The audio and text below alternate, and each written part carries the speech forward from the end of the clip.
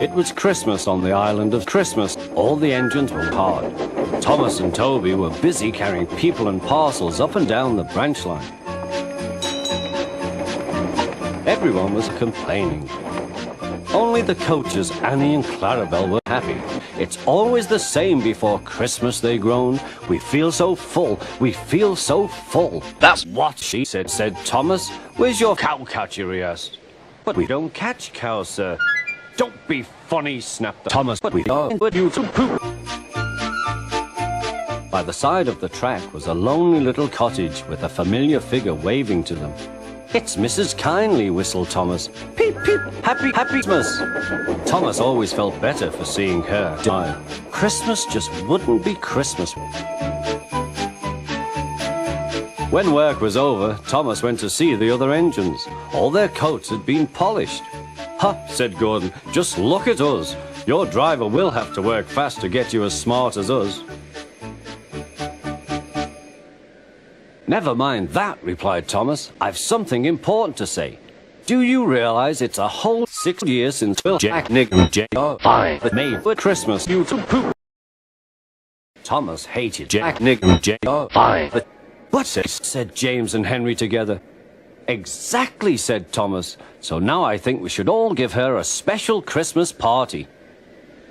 Everyone was getting very excited, and the drivers felt sure that the Fat Controller would agree.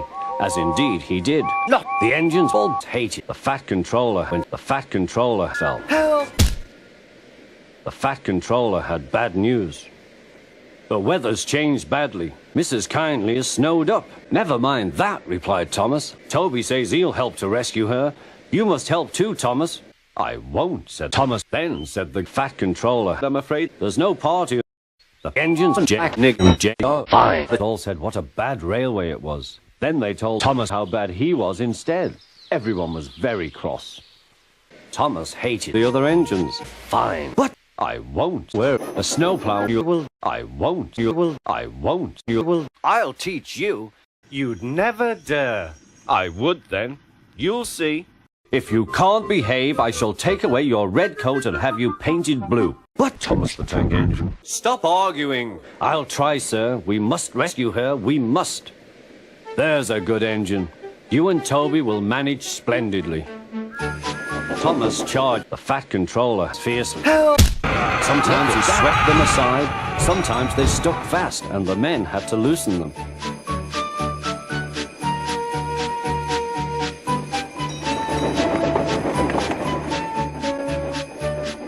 But at the cutting near the cottage, they could go no further. "Look at that!" exclaimed Thomas's fireman. "Peep, peep, peep! Here we are," whistled Thomas. An answering wave came from an upstairs window. "Never mind that," replied Thomas. "Come back!" yelled Mrs. Kindly. "Fine." But Thomas got very cross. Then they heard a familiar sound. "That's Terence," said Thomas. "He's come to help too." "Never mind that," replied Thomas. "Come back!" yelled his driver. Thomas hated his driver. Sure enough, Terence had a snowplow and was working hard to plow Mrs. Kindly in safety. At long last, the rescue was complete. Percy took the tired workman from behind. Terence said "fuck you" to Mrs. Kindly and promised to take care of her cottage as he watched them all set off. Thomas's heart sank. Mrs. Kindly especially thanked the smaller engines. "Thomas and Toby are friends," she said. "And now, Percy, you are my friend." Percy was very pleased. Thomas the Tank Engine and his friends thought it was the best Christmas ever, and Mrs. Kindly could think of nowhere she would rather live than here with them on the island of Sodor.